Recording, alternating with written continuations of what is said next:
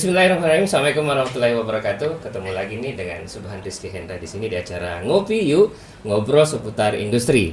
Nah, alhamdulillah kita kedatangan dua narasumber lagi dari industri kecil menengah.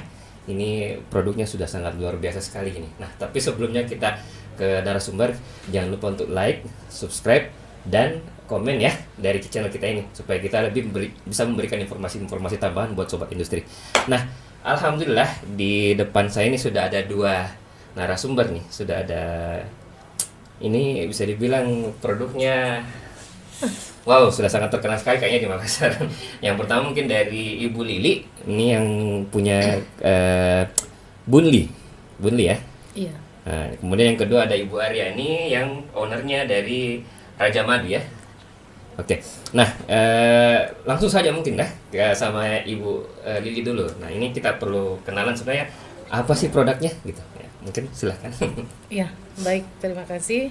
Assalamualaikum warahmatullahi wabarakatuh. Waalaikumsalam. Nama saya Lili Nuria. Saya adalah owner dari PT Bunli Abadi Bersama yang berdomisili di Kota Makassar. Produk saya adalah olahan kacang mente. Olahan kacang mente ini saya punya dua produk. Kemasan yang pertama itu adalah yang 200 gram. Yang kedua ini yang baru saya launching sekitar 7 bulan lalu. Ini yang kemasan 50 gram. Kemasan 50 gram ini sekarang Pak banyak diminati di hotel-hotel dengan di kafe-kafe.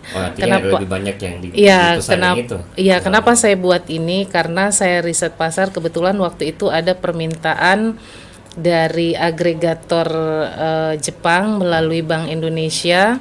Jadi kami beberapa IKM itu diminta untuk kirim sampel ke sana. Salah satunya yang diminta adalah yang kemasan praktis ini, gitu, yang ready to eat, yang satu yang kali makan kantong, bisa kantong, praktis dibawa kemanapun, gitu. Jadi memang yang sekarang lagi kami gencarkan itu penjualannya untuk yang kemasan minimalis ini, gitu. Biar dari segmennya milenial sampai yang pekerja eksekutif dan usia 65 tahun ke atas pun mereka sangat antusias untuk mengkonsumsi kacang mente. Jadi jangan takut mengkonsumsi kacang mente. Oke. Nah, ke Ibu Aryani nih. Seperti apa produknya? Silakan. Ya.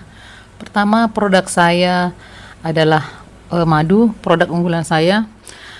Sengaja saya buat dua kemasan, yaitu kemasan botol premium yang botol kaca ya. Ini besar, ya? Iya. Itu untuk pemasaran lokal. Nah, kalau untuk pengiriman luar saya pakai botol plastik karena tertahan di pengiriman. Kalau botol kaca nggak boleh. Iya. Dan alhamdulillah untuk produk kedua itu olahan kacang tanah. Kacang kriuk, iya. Lontara. Lontara itu adalah hakinya, Pak. Oh, iya. Ya, jadi dia di kalau tidak salah nomor 30, Pak, yang produk makanan minuman yang mengandung madu. Okay. Nah, ini menarik nih, ada kacang mete sama madu gini. Nah, mau tanya sih sebenarnya alasannya kemarin kenapa sih memilih kacang mete atau kemudian kenapa memilih madu jadi produk andalannya gitu. Mungkin dari Bu Lili dulu. Iya. Kenapa saya pilih kacang mente? Yang pertama itu saya pada saat saya jalan-jalan ke daerah Sidrap, itu saya lihat ada kebun mente yang memang nggak terlalu luas gitu. Jadi saya pikir kenapa enggak ya saya juga bisa membantu petani di sana nantinya gitu kan. Kenapa enggak saya buat produk olahan kacang mente gitu. Artinya dalam pikiran saya ingin apalagi membantu para petani di sana yang mereka hanya bertanam punya pohon mente, tapi mereka mungkin tidak tahu, tidak bisa menyalurkannya itu kemana. Kadang-kadang mereka hanya pakai sendiri gitu kan, di kalangan sendiri saja mereka bisa jualnya. Jadi saya mencoba juga dengan beberapa teman yang usaha sejenis kita kolaborasikan untuk bisa memanfaatkan bahan baku lokal yang ada di Sulawesi Selatan ini untuk kita mengangkat jadi satu brand yang luar biasa, jadi satu snack makanan yang luar biasa. Mungkin orang berpikirnya, saya juga mau mematahkan mindset yang kalau makan kacang mede itu takut kolesterol, ya kan? Takut asam urat, gitu. Tapi sebenarnya kalau kita makan cukup dengan porsi yang biasa, gitu kan, nggak berlebihan, segala sesuatu yang berlebihan itu pasti kan nggak baik, gitu. Tapi saya riset dulu bahwa manfaat mengkonsumsi kacang mente itu sangat luar biasa, gitu, untuk kesehatan jantung, untuk kesehatan kulit, untuk perempuan yang mau diet pun itu bisa Pak, gitu. Kita konsumsinya memang kalau kacang mente itu jangan mentah, jadi harus diolah, misalnya digoreng atau dipanggang. Nah, dengan setiap hari makan 4 butir kacang mente itu yang untuk yang utuh untuk wanita diet itu setiap hari itu bisa menekan rasa lapar. Gitu. Nah, saya juga makan yang lagi 4 biji saja gitu. Untuk 4 biji itu, tapi kita tetap untuk kandungan nutrisi yang lainnya perlu tambahan. Tapi kalau untuk menjaga kestabilan tubuh bagi wanita yang mau diet, itu bisa jadi pengganti susu, gitu. Kayak misalnya susu kedelai gitu Pak. Itu kan nanti kita melalui proses perebusan dulu, dipanggang, itu di blender, bisa kita tambahkan juga madu. Nah itu kan menambah stamina juga, jadi kita bisa masuk di situ, itu sih Pak. Jadi itu yang jadi alasannya kenapa kemarin kenapa memilih kacang mete gitu. Nah ini Bunli nih, kayaknya kata-kata dari Bunli, Bunda Lili gitu. Itu ya. Betul. Itu salah satu marketingnya Pak. Biar orang tuh lebih mudah inget gitu kan. Kalau lihat saya, oh Bunli gitu. Jadi marketing saya kayak gitu Pak. Gitu. Jadi mudah diingat lah. Oke. Nah Prali sama Ibu Aryani nih, kenapa sih alasannya memilih madu sebagai produk andalannya gitu? Baik. Yang pertama itu adalah bahwa awal saya mencoba itu Pak, saya melihat pasar dulu. Saya awal masuk UKM itu saya sudah sering ke majelis-majelis taklim, tablik akbar dan lain-lain. Apa sih yang dibutuhkan di klaster itu Pak? Nah, saya lihat adalah madu dan susu kurma.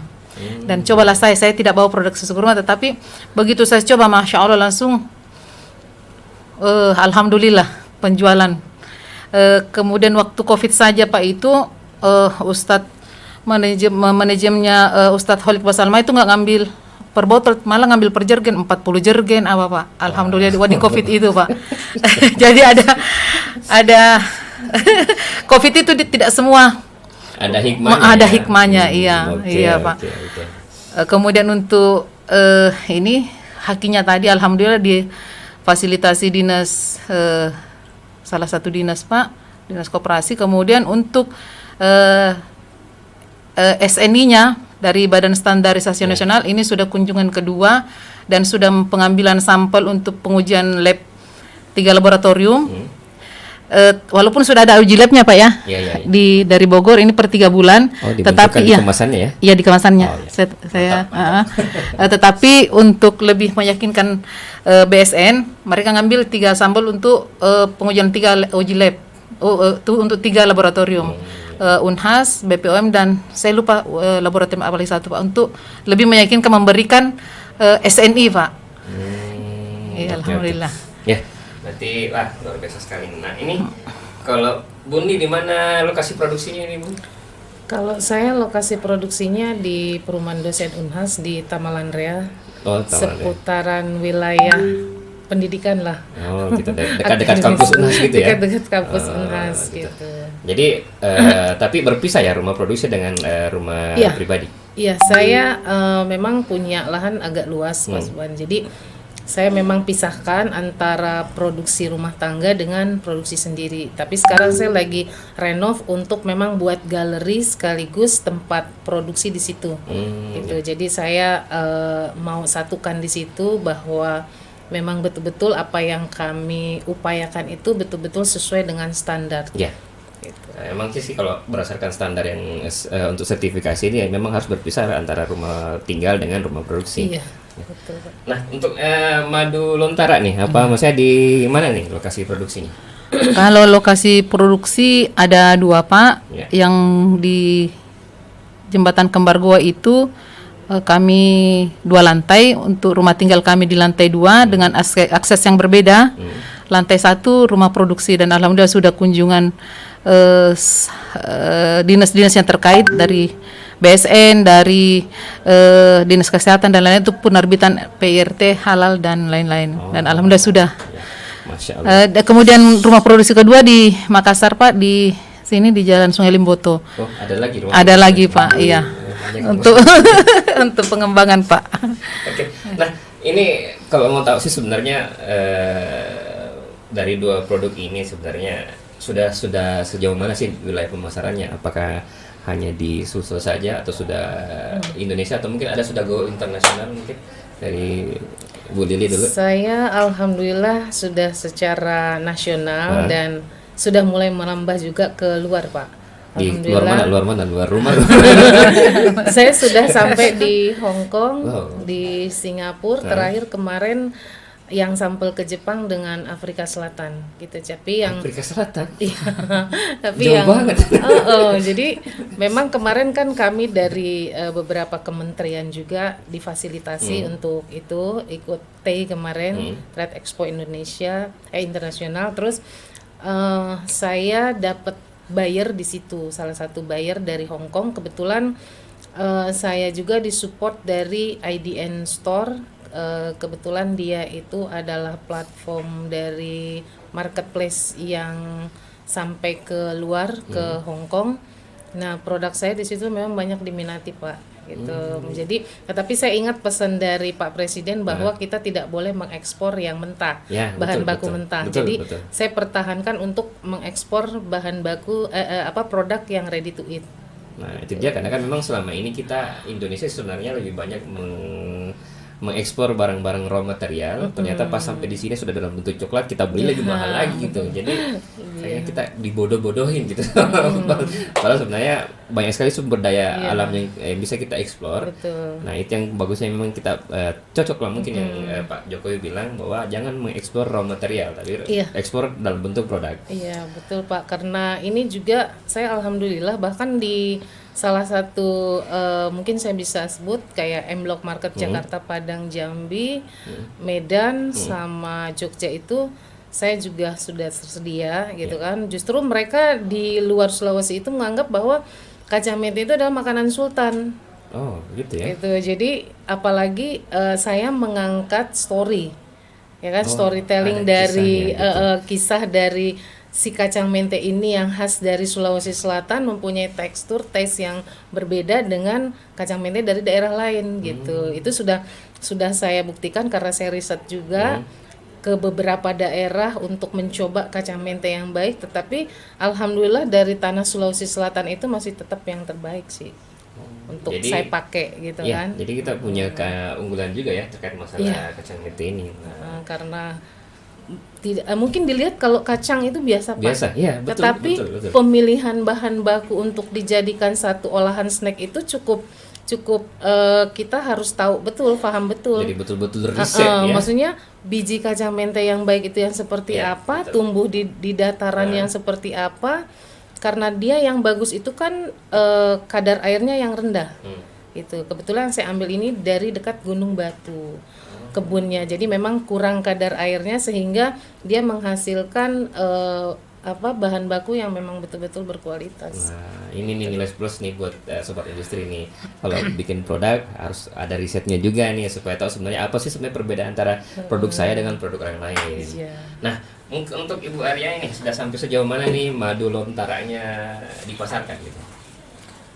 Untuk madu Pak memang terkendala di pengiriman. Ya. Jadi masih keluar daerah saja Pak. Sampai sejauh mana? Mungkin sudah sampai Papua atau sampai di mana gitu? Iya, sudah ada ke yang reseller yang rutin itu dari Palembang, Padang dan termasuk Jakarta. Sudah coba keluar tapi agak susah Pak dalam bentuk cair. Kalau cairan itu agak susah. Ya, betul. Ya, jadi sudah pernah coba mau ada buyer dari Amerika tapi susah Pak. Lebih tinggi biaya pengiriman dari Karena lebih tinggi.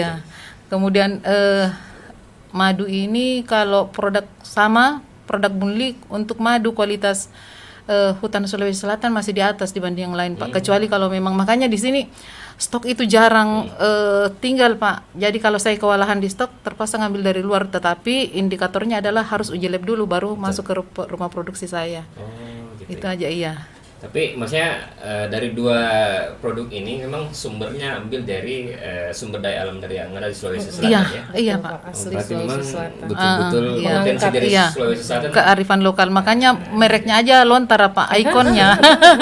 Karena memang kita mau mengangkat Iya. dan menggali potensi bahan baku yang ada di Sulawesi Selatan, Ya, betul, gitu kan. betul. Jadi Iya. makanya saya selalu kalau ada pameran atau kegiatan yang saya angkat itu storytellingnya dari bahan baku, bukan dari cita rasa atau apa enggak. Gitu. Jadi Saya- sebelum jualan berdongeng dulu. karena ternyata itu yang disuka. Iya, iya, Cerita iya. Betul, dulu betul. asal mulanya dari mana, jadi orang juga nggak ragu gitu untuk makanya. Terus flowcharts-nya, proses produksinya seperti apa, itu yang saya tampilkan untuk itu gitu. Nih, salah satu trik nih sebelum berpromosi atau sebelum jualan kita berdongeng dulu. Nah setelah orang tidur barulah yang Artinya kita bercerita berdasarkan fakta, Ya, betul, gitu kan, betul. bukan hanya kita sekedar bercerita bahwa saya memang betul-betul terjun langsung, Artinya memang ha- sudah memang ini ya, sudah memang- menjiwai. ya, betul, Iya, sudah dialami. Saya sudah menjiwai itu bahwa oh seperti ini pemilihan kacang mente yang baik, sampai saya langsung ke petaninya, saya bertanya ke mereka berapa kali yang bagus untuk panen ini. Ternyata kan cukup 1 tahun 1 kali Pak yang bagus dia panennya. Panen raya itu di bulan Agustus kemarin. Oke. Nah kalau dalam 1 bulan itu mungkin produksinya yang terbanyak mungkin atau tersedikit, paling sedikit berapa, kemudian paling banyak berapa mungkin yang pernah dicapai mungkin kalau beli Kalau saya paling sedikit itu 1 bulan 400 kilo Pak.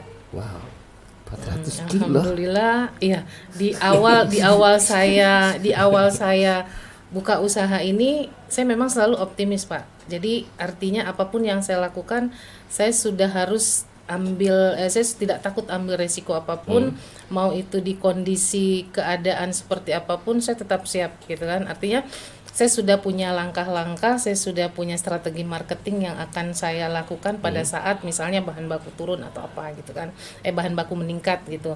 Jadi terendahnya itu kemarin saya ada di 200 kilo per bulan, sekarang sudah mulai 400 sampai 600 kilo Pak. Paling tinggi biasanya Paling- yang pernah didapat. Yang pernah saya dapat itu kemarin per bulan itu 650 kilo. Cuman karena memang permintaan itu meningkat, sekarang kan kayak di hotel-hotel, Ya. saya sudah seperti yang saya tadi bilang Pak, salah satu outlet roti di Makassar itu yang awalnya hanya mengambil 20 pieces dari saya, sekarang per bulan itu sudah 100 pieces yang kemasan 200 gram, 100 pieces yang kemasan kecil. Itu satu outlet. Iya, iya. Itu kebetulan ada lagi satu outlet yang lain, saya juga baru bermitra 3 bulan.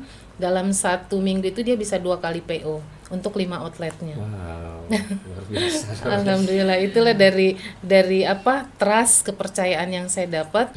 Jadi saya pertahankan itu untuk rasanya, cita rasanya, kualitas bahan bakunya, itu yang paling penting sehingga Ya. mereka repeat order terus ke saya. Betul, Itu betul. sih Pak, kepercayaan yang paling utama itu. Nah, untuk Ibu Aryani nih, gimana dengan madu lontara? Apakah paling rendahnya berapa, paling tingginya pernah yang pernah dapatkan berapa?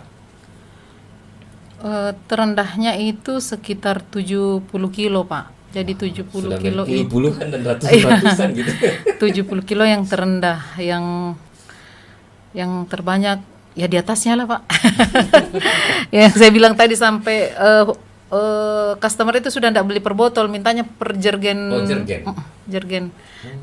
Jadi sudah per jergen 5 liter itu 7 kilo. Wow. Kecuali kalau kan saya coba ternak juga di rumah, Pak, yang Oh, madu ada- ya ada sudah peternakan coba iya. madunya sendiri Kalau trigona itu sebenarnya dia di sekitar rumah saja, trigona yang mengandung bipolpropolis itu sudah saya coba dan alhamdulillah memang lebih segar kalau ngambil langsung dari sarangnya. Cuman terbatas, Pak, untuk Ya. pelemparan nggak bisa diandalkan. Betul. Cuman untuk mempelajari habitatnya dan lain-lain. Oke. Iya. luar biasa sekali nih, sudah kayaknya puluhan kilo, ratusan kilo. Kapan ya kita nyusul? Amin. Segera Pak. Nah, ini nih, nah kan lagi marak-maraknya nih, mungkin mungkin masih demo mungkin sekarang di Makassar Iya, terkait Pak. masalah Kenaikan. kenaikan BBM. Nah, ini mungkin memberikan dampak sekali. Tapi kan sebelum BBM kan ada COVID juga. Mungkin bisa sedikit cerita gimana sih mungkin ketika ada COVID kemarin, apa permasalahan yang dihadapi, kemudian trik-triknya untuk bisa lolos dari itu, dan kemudian kalau BBM sekarang naik, apakah tetap harganya segini atau mungkin mengurangi apa gitu, mungkin bisa ceritakan mungkin dari Benar. Iya. Alhamdulillah, setiap apa yang terjadi di keadaan kita, di kondisi apapun, saya tetap survive, alhamdulillah Pak, karena saya berpikir apa yang Allah kasih itu adalah ujian buat kita. Artinya kalau kita mampu lolos dari situ, itu sudah alhamdulillah. Kemarin trik yang saya ambil pada saat saya pandemi itu memang turun drastis itu. Cuman kembali lagi kita sebagai pelaku usaha itu harus memang kreatif dan punya pemikiran yang matang gitu kan, di kondisi apapun itu kita harus tetap survive gitu. Kemarin saya pada saat pandemi saya lockdown di Jakarta Pak, 1 tahun saya lockdown di Jakarta. Jadi terkunci di sana, bukan terkunci di Makassar. Terkunci di sana dalam artian saya memanfaatkan peluang gitu. Jadi peluang saya di sana, saya coba, kebetulan saya ada tim di Makassar, meskipun maksudnya saya di sana, tapi saya tetap komunikasi dengan orang saya yang di Makassar. Jadi pada saat ada pemesanan, saya kan selalu sapa pelanggan loyal saya itu dengan WhatsApp, dengan menyapa mereka. Kalau misalkan mereka sudah lama gitu kan, nggak pernah pesan, itu saya follow up kembali. Itu cara saya salah satunya. Terus kebetulan juga saya ada di marketplace, otomatis kan penjualan secara online itu lebih meningkat pada saat pandemi. Itu kan, jadi saya imbangi dengan produk bundling Pak. Gitu. Jadi produk bundling antara produk kacang mente saya dengan saya punya kacang bawang, itu saya make sure gitu. Jadi pada saat ini turun, harganya kan memang meningkat Pak, tapi saya tidak permainkan harga di situ. Meskipun kondisi apapun, saya tetap bertahan dengan harga yang ada, karena saya sudah hitung HPP-nya. Pada saat harga naik, saya tidak terlalu anjlok, tidak terlalu rugi gitu kan. Saya sudah perhitungkan di range harganya. Jadi untuk mengurangi isi juga saya tidak. Jadi saya tetap dengan harga seperti itu. Meskipun penjualan agak berkurang, tapi saya punya produk bundling lainnya gitu. Jadi saya memang kasih produk bundling begitu. Nah sekarang di saat BBM saya kembali lagi, kemarin saya bisa lolos di pandemi, masa sekarang saya tidak bisa gitu kan. Jadi akhirnya saya tidak menyalahkan satu sama lain. Ya memang kondisinya harus begini, ya sudah kita terima saja. Yang penting kita masih bisa survive, masih bisa berusaha, Tuhan pasti kasih jalannya. Gitu sih. Mantap nih. Nah, untuk yang Madelonta nih kira-kira gimana? Aduh, kayaknya sudah terjawab semua Pak. Sama jawabannya. Mungkin teman-teman mungkin berbeda. Intinya sama aja Pak, bahwa kalau memang kita sudah mantap di HPP itu, insya Allah tidak akan goyang, mau bensin naik, mau COVID, insya Allah kalau sudah HPP bagus, kemudian pembukuan bagus, insya Allah tidak goyang Pak. Dibanding produk kita yang keluar 400-an kilo pun ya, dengan bensin yang cuma naik 10.000. Iya, jadi terlalu bermakna gitu ya. Kalau kami yang sudah ini, insya Allah tidak Pak. Ya, apa kata pemerintah kita ikut, ulil amri. Jadi pemerintah itu membuat kebijakan itu pasti sudah ada pertimbangannya. Jadi iya, begitu Pak. Artinya tinggal kita sebagai pelaku usaha yang pintar-pintar memainkan strategi bagaimana bisa. Ya mungkin kalau yang lain yang tidak sama pemikirannya dengan kami, ya mungkin lain ya ininya. Tapi saya berpikir itu tadi, Tuhan kasih ini semua, pasti Dia kasih jalan keluar yang lain. Iya, gitu. Tadi makanya Pak pada awal naik kemarin ya demo-demo, saya kita itu Pak makin tawakal, Allah makin buka jalan. Ya, betul. Makin orang aduh pusing ini ongkirnya, aduh saya malah kasih free ongkir. gitu. Tapi tapi malah Pak, Tapi akan ada. tapi alhamdulillah makin Feedbacknya lebih besar ya. lebih besar. Ini begitu saya kasih free ongkir, majanya pesan 20 botol dari mana pesan. Alhamdulillah makin terbuka. Kan oke, saya oke, bilang oke. tadi PPHP sudah HPP-nya sudah mantap, insya Allah tidak goyang.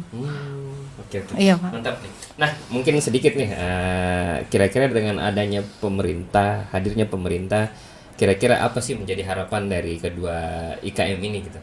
Mungkin dari Harapan kami sih ke depannya Pak, kami dibantu dalam artian kami tidak minta berupa materi. Paling tidak kami dibantu untuk support bagaimana misalnya perizinan-perizinan. Kalau alhamdulillah produk saya perizinannya juga sudah lengkap, sudah ada izin PRT, halal, hak kekayaan intelektualnya juga ada. Sekarang saya dalam proses untuk HACCP karena kita harus keluar, Ya, itu harus ada harus ada. untuk SNI-nya juga. Jadi kami ikuti alur, kami juga berterima kasih, bukan kami tidak mensyukuri gitu Pak, tapi memang ada, setiap itu pasti ada kelebihan dan kekurangannya. Jadi kami hanya minta disupport misalnya dari segi perizinan kami, terus dari segi mungkin untuk pemasaran produk-produk kita atau teman-teman. Saya bukan hanya membawa nama produk saya sendiri, tapi kebetulan saya juga punya asosiasi IKM yang nama namanya Smart Entrepreneur Indonesia. Itu berdiri sejak tahun 2017. Sama dengan usaha saya juga berdiri sejak tahun 2017. Bersamaan ya. Alhamdulillah, karena dari situ Pak, begitu saya sering ikut pelatihan ke pelatihan, saya berpikir kenapa saya tidak aplikasikan di dunia usaha. Nah akhirnya terciptalah brand saya, dan alhamdulillah saya sekarang sudah berbadan hukum, PT Bunli Abadi Bersama. Itu pun saya dapat fasilitas dari Big Craft waktu itu, dari ribuan IKM hanya 6 dari Kota Makassar yang terpilih untuk mendapatkan secara cuma-cuma fasilitas pembuatan PT waktu itu. Ya, alhamdulillahnya, makanya kita berjuang itu dengan ikhlas, insya Allah akan ada kemudahan. Itu setidaknya juga fasilitas dari pemerintah yang kami dapat. Dan itu lagi saya atas nama Ketua Asosiasi, saya juga berharap kepada pemerintah untuk bisa membantu teman-teman anggota kami yang IKM lain yang belum bisa mampu mencapai seperti kami ini. Kedepannya ada support dari pemerintah untuk lebih lanjutnya lagi. Oke. Nah itu PR nih buat pemerintah nih. Nah untuk Ibu Aryani mungkin harapannya terkait mungkin pemerintah, hadirnya pemerintah. Hampir sama juga Pak. Lebih banyak ke support dan bantu promosi aja ya. Iya, promosi dan karena saya adalah salah satu UKM yang baru juga Pak ya. Ya. Masih butuh fasilitas pameran-pameran dan alat Pak. Ya. Alat untuk madu itu hanya satu sebenarnya dibutuhkan adalah pengurangan kadar air. Karena kalau kadar air tinggi berpengaruh ke pengiriman juga. Jadi makanya untuk madu ini masih di atas ambang normal kadar airnya. Tapi bukan olahan, makanya kalau olahan berarti dia sudah dimasak atau dijemur atau dipanaskan, itu otomatis kental, tetapi gizinya turun. Iya, gitu ya. iya, sudah. Pengetahuan baru buat saya. Iya. Ternyata ada juga ya madu yang sudah olahan. Iya, ada olahan. juga yang madu yang memang Murni, masih iya, gitu. murni, iya. Oh, oke. Iya. Nah, mungkin terakhir nih untuk pertemuan kita kali ini mungkin ada closing statement nih. Kira-kira apa sih mungkin motivasi, kata-kata motivasi buat teman-teman sobat industri yang ada di luar sana? Mungkin dari Bunli. Iya. Saya tidak menggurui, saya tidak mengajarkan, saya hanya memotivasi teman-teman semua di luar sana bahwa jangan pernah takut untuk memulai suatu usaha. Karena usaha yang didasari dengan mimpi yang besar, mimpi besar dalam artian itu yang kita harus wujudkan dengan konsisten, menjalankan usaha dengan sungguh-sungguh, insya Allah hasilnya akan luar biasa. Nah, kalau dari Ibu Aryani nih, apa nih mungkin motivasi? Saya motivasinya apa ya Pak ya? Saya terlebih kerjakanlah dulu, kemudian tawakal, itu aja. Oh, mantap. Dua saja tapi Dua dalam saja, iya. Oh, iya. Oke, jadi alhamdulillah terima kasih banyak atas dua narasumber kita siang hari ini. Alhamdulillah ini banyak sekali pelajaran yang kita dapatkan sobat industri. Jadi tadi mungkin jangan pernah untuk mengenal kata lelah gitu dalam hal itu. Kemudian jangan juga Merasa takut. ya jangan pernah kata lelah. Kemudian tawakal juga gitu. Ketika kita sudah berusaha, tawakal serahkan semua Iya.